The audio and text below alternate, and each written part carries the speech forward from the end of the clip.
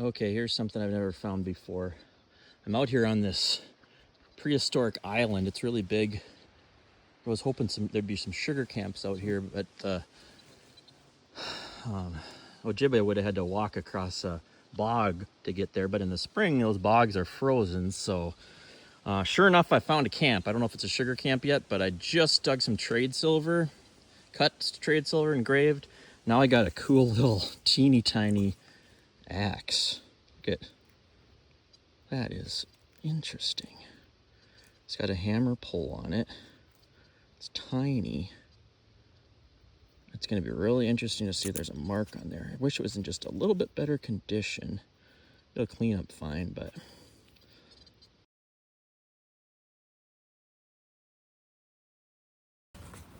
I thought I'd do a little video on how I clean my iron, not using electrolysis because I don't really like the results of that most of the time.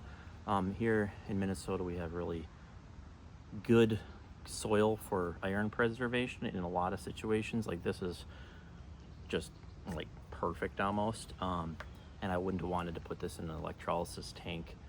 It just leaves it a little bit too shiny in my opinion, not natural looking.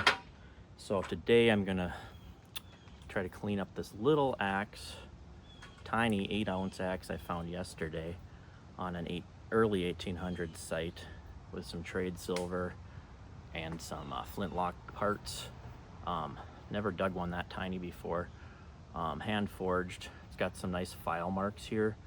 So I want to preserve all that. This side, if it was all like this corroded, I'd probably, well, I still wouldn't use electrolysis, but I wouldn't knock anybody for using it because, you know, it's never going to look great no matter what. But this side is in pretty good shape. I really don't want to mess that up. And if I use the electrolysis tank, it's going to take quite a bit to get all this corrosion off, and at the same time it's going to over clean this side and it's going to be a little too shiny. I just don't like how that looks. So I'm going to show you what I do to get this looking as nice as possible, but also so that it doesn't continue to rust. So I've got my little anvil here. I just use that to knock off the rust bumps with a little jeweler's hammer there. I like this hammer because it's got this end that's not a lot of surface area. It's really easy to just knock it with the corners and get the rust bumps off there. I don't use this end much. You can use like a punch too, but I don't really need to get all the rust bumps off. I use the wire wheel here mounted to a grinder to get off the surface rust, but you don't want to take it to the wire wheel right away because all you're going to do is over polish certain areas while trying to get these off, and not all of these are going to come off, and then you're going to have it all cleaned up, and then a few months down the road these things are going to be starting to fall off and you're going to have to clean up again. So I like to get these off right away. What I do first to loosen them up is when I get home, I clean my iron in the water. It's open water just in the sink, brush it with a wire brush, dry it, and then I put it in the oven. And I don't really know the science, like the numbers, if I'm good. You don't want to overheat it and ruin any temper, not that I'm going to use it again, but I put it in at like 220 just to really bake the moisture out of it for about an hour and 15 minutes. Then I just let it dry, or let it cool. Maybe the next day I'll work on it, but it really loosens this stuff up so you can knock it off a lot easier. It still takes quite a bit of work, but the end result, it's worth it. So I'll just show you starting now how I kind of knock these off with the jeweler's hammer.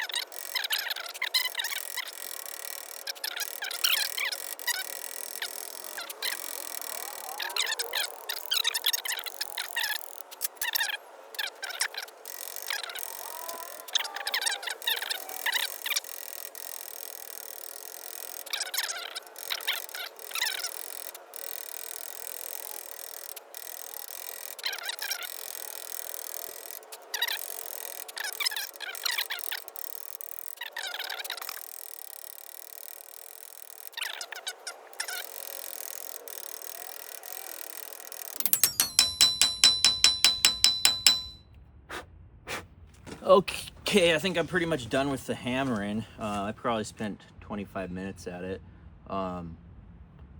It's a little shinier than you would think you'd want it to be, but once I buff it out with the wire wheel and then coat it in WD-40, it won't be so shiny. But I got all the rust bumps. I guess there's a little bit more on the hammer pull. Not much. That's good enough.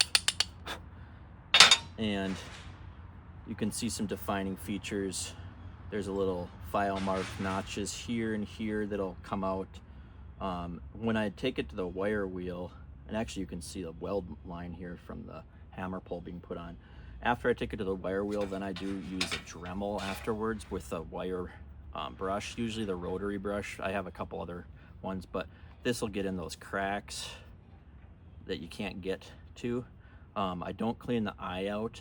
I always like to leave that, but this is really nice for cleaning stuff like flint lock, trade gun locks and stuff that you can't get into. And then you use the little tiny one that is even smaller than this to get in the nooks and crannies. But now I'll turn the camera around and put it on my wire wheel, and this should only take about 5 to 7 minutes on the wheel. You don't want to overdo it too much.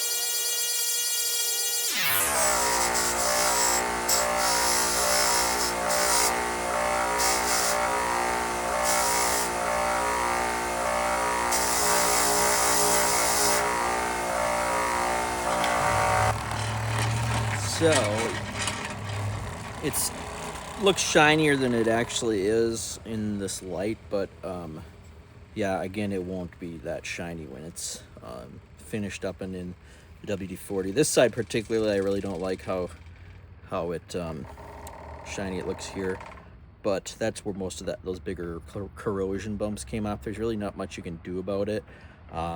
But once you get it oiled up, it won't be as noticeable. And then this side's going to be the display side. Now there's still some little bits of corrosion or rust that I'm going to get with that Dremel, and then I have another Dremel. Well, you could use the same one, but I have a different diamond bit. It's more like to dig out. There's a couple little pits here where I can't get to with the wire brush, and I want to dig that out without making the hole any bigger, but that'll prevent future rust. So okay, now I'm going to use the Dremel.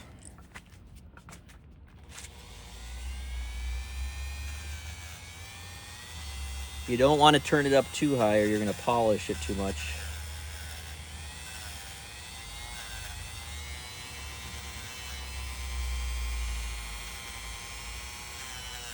It's really not much on this one, just that little cleft there, couple notches.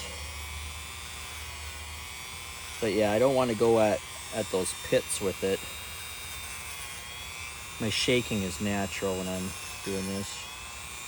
Okay, I think that's enough.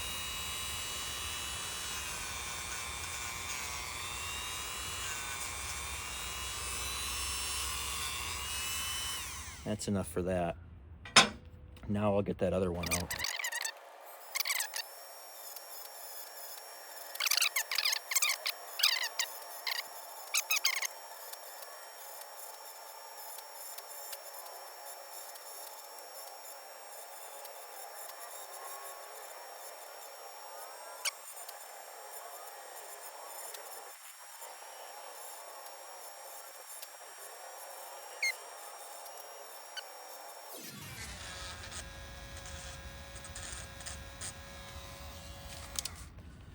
Okay, got all the pits out. Now what I usually do is, since I've hit it with that Dremel brush and this, I'll hit it with the big wire wheel just to kind of make a even sheen on it so that there's not polishing in different directions.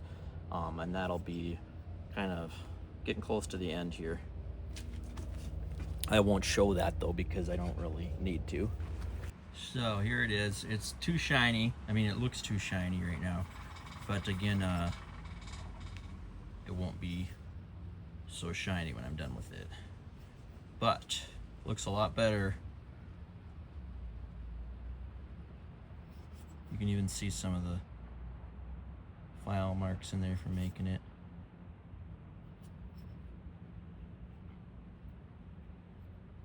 Got all the rust off there, dug those pits out so that it won't rust anymore.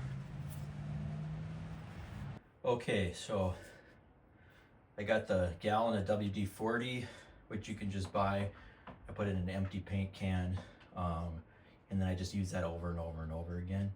And then I have a little thing, I'm gonna heat it up with a torch to get the moisture out of it, if there's any remaining moisture.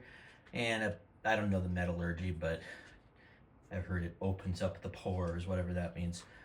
So we'll see if that actually does, well, I don't know if it does anything, but it's not gonna hurt anything.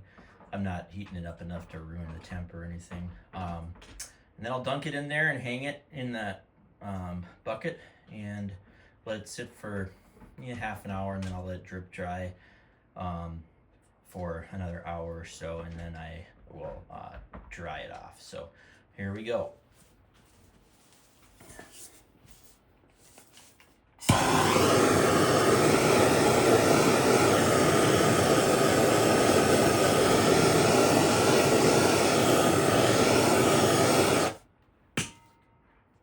So yeah, some moisture came out of there. This side's probably already.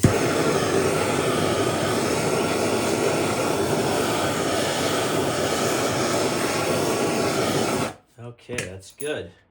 Little larger pieces I take a little longer on, but I'll just hang it like that.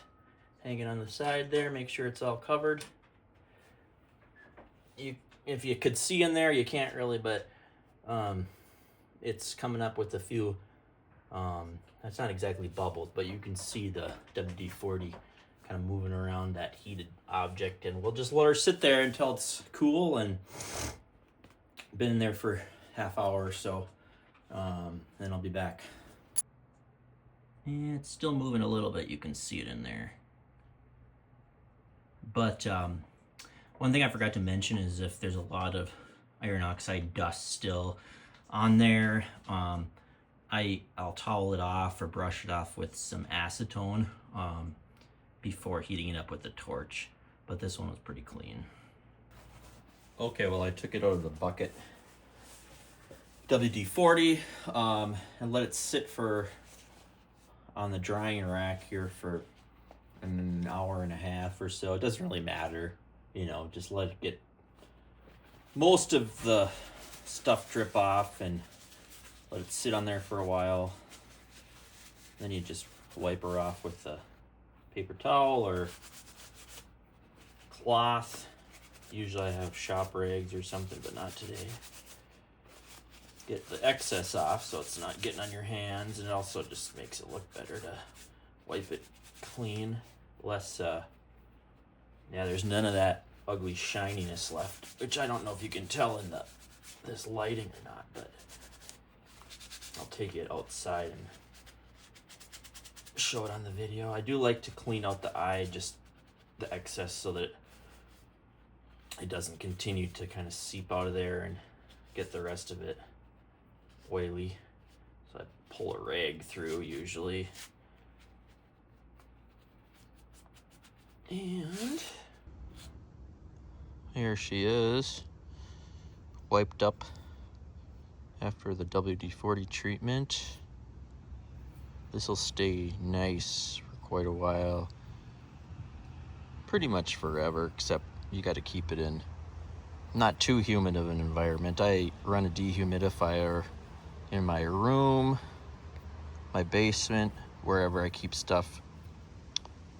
But it'll still look, I won't have to touch this up. Probably won't even wipe it with oil for another few years.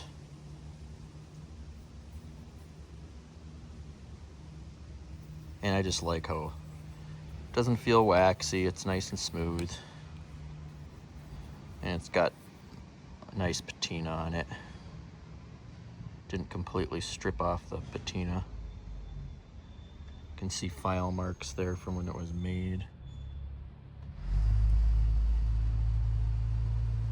Weld line from when it was forged, the hammer pull was forged onto it. Of course, I like the decorative filing. 8.3 ounces. Yeah, this side isn't the most pretty, but it won't continue to rust because I got all the corrosion out of there. Dug the rust out.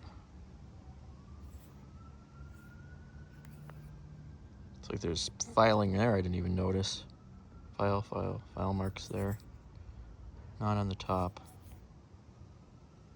Interesting. Cool.